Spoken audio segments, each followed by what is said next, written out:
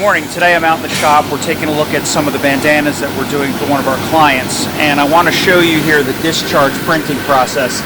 If you look at this bandana, the white and the yellow doesn't really look that bright, and the reason is because it hasn't actually discharged yet. Discharge printing is very similar to tie-dye, or really, if you want to think about it, precise bleaching. So now we're at the other end of the dryer where the bandanas are coming off. Take a look now.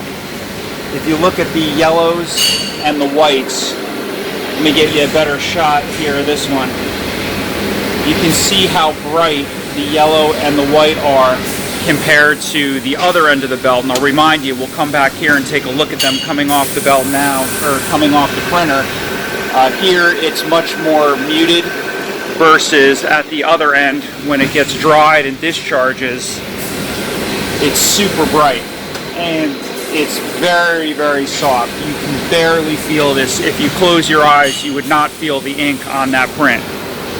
Got Anna over here folding the bandanas. So, thanks for checking us out here at AMBRO Manufacturing. If you need custom bandanas, we're happy to help you.